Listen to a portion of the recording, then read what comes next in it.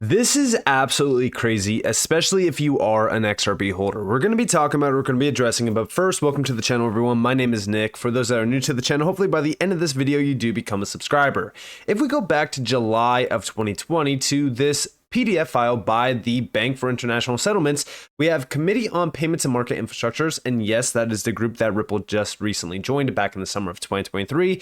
It is titled Enhancing Cross-Border Payments, Building Blocks of a Global Roadmap. Now, this is a Stage 2 report to the G20, and within this, we have an executive summary. The G20 has made enhancing cross-border payments a priority during the 2020 Saudi Arabian presidency.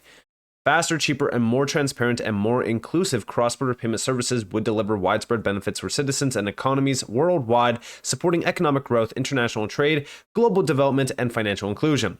This report, produced by the Cross-Border Payments Task Force of the Committee on Payments and Market Infrastructures, represents the output of Stage 2 of the three-stage process to develop a global roadmap for enhancing cross-border payments. Now, they outline a ton of building blocks, but the number one thing that I want to focus on here is the task force has also outlined a set of considerations around these building blocks that support the work that the Financial Stability Board, the FSB, will lead in Stage 3 to develop the roadmap.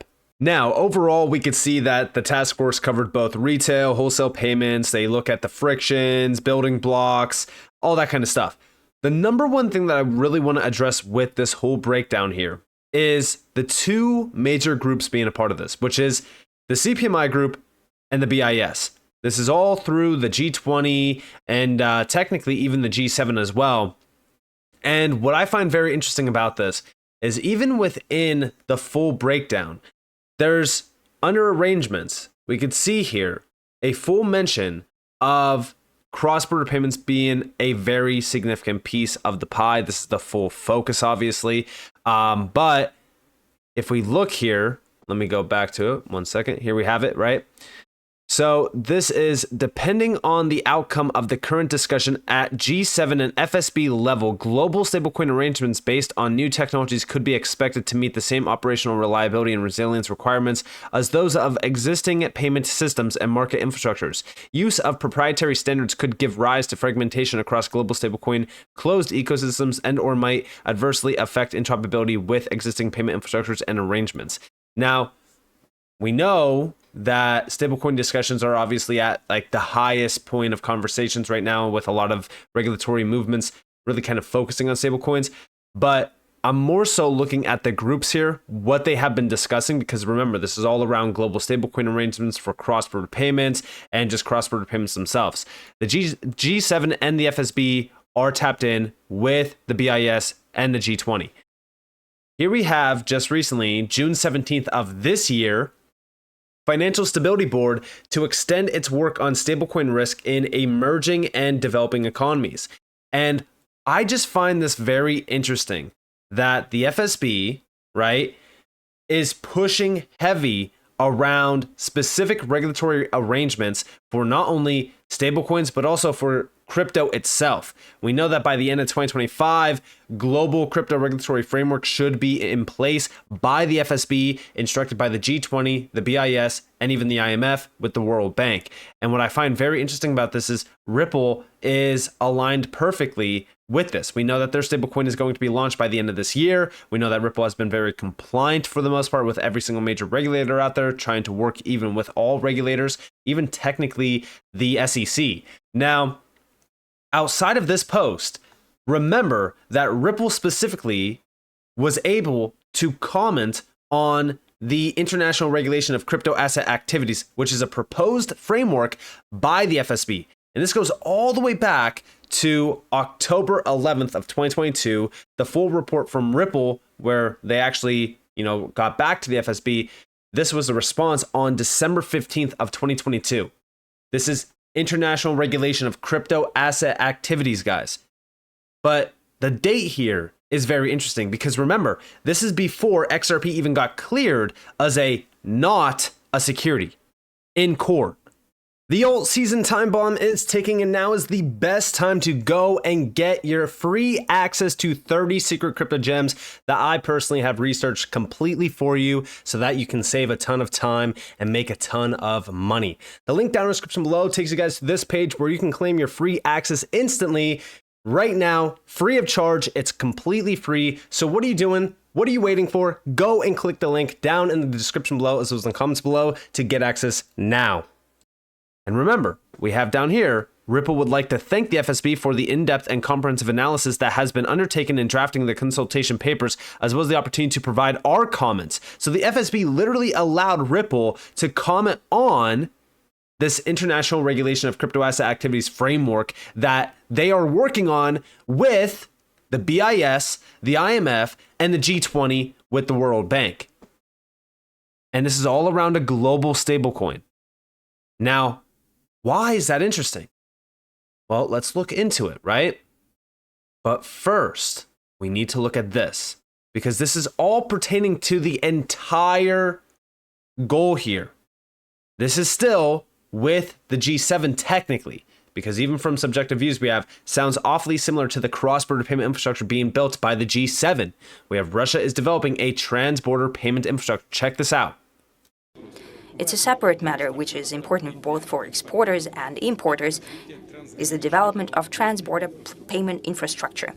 It's an open secret that reliability and trust towards Western payment systems has been really undermined, indeed by the Western countries themselves. I'd like to highlight that in the last year, the payments for Russian export in the so-called toxic currencies of non-friendly states has halved. With that, the share of ruble in export and import operations is increasing. Now it's standing at almost 40%. Since 2021 till 2023, the ruble payments for Russian export has increased by almost 300 times, 300%, up to 39%.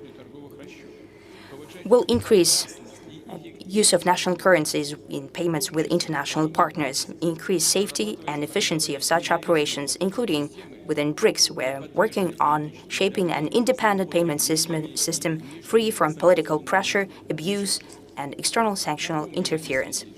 In this regard, I'd like to remind you that this year, BRICS was joined by new participants, that is, Saudi Arabia, Iran, United Arab Emirates, Egypt, and Ethiopia. With this, the share of our association in global GDP has reached 36%. There you guys have it. And again, a lot of these frameworks, or I shouldn't even say frameworks, but infrastructures sound very similar. And it's because I feel as though they are all aligned with the mBridge project by the BIS, which I've been talking about for a little bit of time now. I personally look at Project mBridge as the new financial infrastructure for the whole world. It's like global infrastructure, if you will. And all these different payment infrastructures will be tied into it. Because remember, mBridge bridges it all. It's all connecting to one. And that's where all of these new infrastructures are really kind of rising. Now, you might be saying, well, where does Ripple and XRP stand in that? Well, they stand in, because technically Ripple is an RTGS system, but they also provide infrastructure.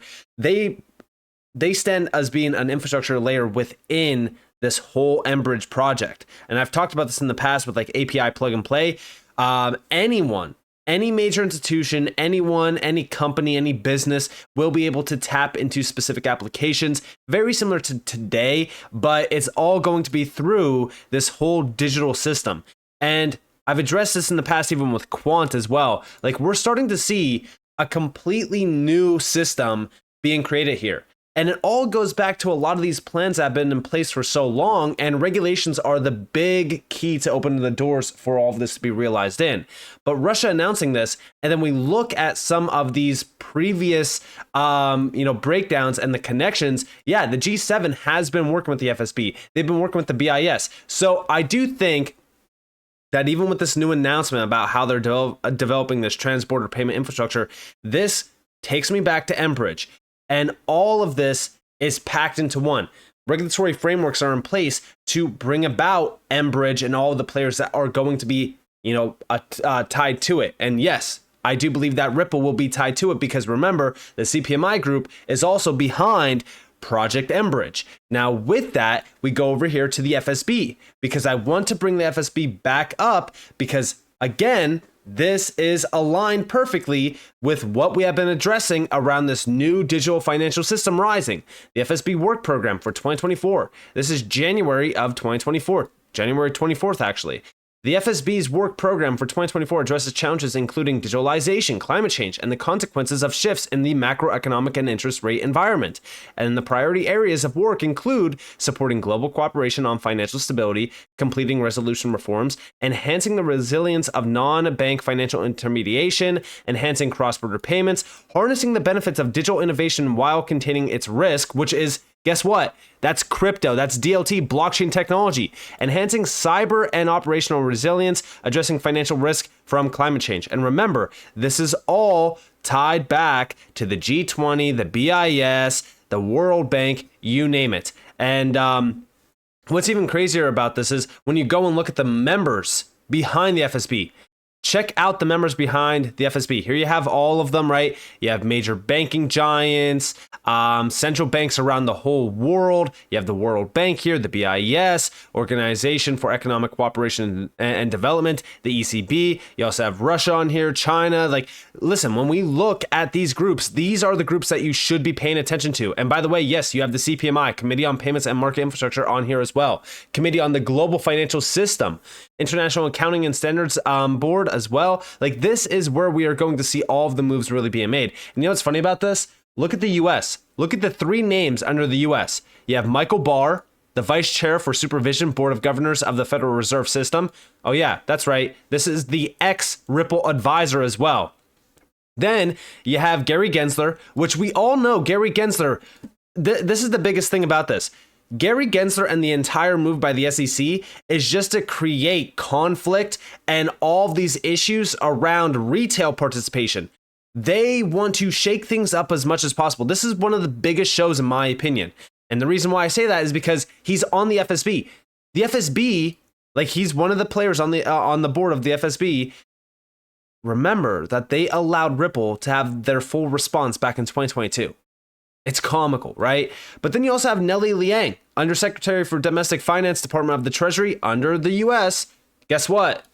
Here you have Ripple, Stellar, US Department of Treasury, Ripple and Stellar at the roundtable discussion alongside Nellie Liang, Undersecretary for Domestic Finance, US Department of Treasury. Here you guys have, again, this is Lauren Beliv, Head of Public Policy and Government at Ripple, sitting right next to Nellie Liang in a private meeting. And by the way, there's a few other names there. I think Stellar, Circle, and even Chainlink. But here are the discussions on technical and regulatory requirements for upgrading the legacy capabilities of central bank money, exploring the potential implications for consumers, investors, and businesses. They also delved into the long-term vision for the integration of CBDCs, tokenization, and stablecoins into the broader US financial ecosystem, including potential benefits for economic growth and resilience. This is all about bringing a significant change to the infrastructure layer, but a new infrastructure must rise to support this. That's where Project mBridge comes in.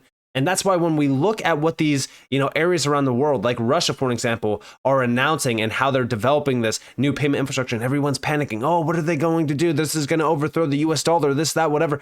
This is what we are going to see. We are going to see completely new, different payment infrastructures rising around the world, all bridged together on mBridge.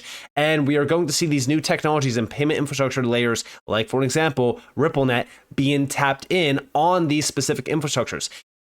I'm telling you guys, this is one of the biggest changes ever. And even when we go back a little bit to April, actually, of this year, there's too many of these videos in this breakdown. This is from 801_XRP. I wish I could play all of these videos, but they're like 10 minutes long. But what we look at this, right? This is from Nellie Liang.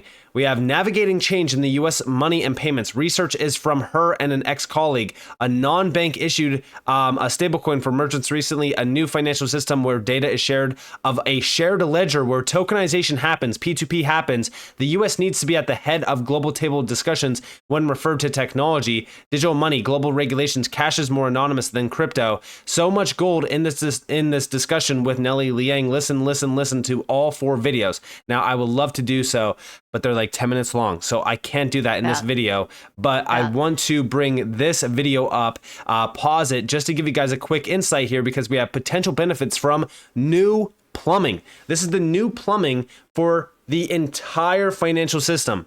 This is gains from trade, opportunities, worthwhile transactions that do not take place because payments are inefficient. This is Carson's 2023. Could lead to qualitatively different business models. Advances in financial equity, more rapid payments could help to reduce fees for insufficient funds or overdrafts. Support global financial leadership role. Supports the dollar's international role, use of economic and national security tools, and more efficient cross-border payments.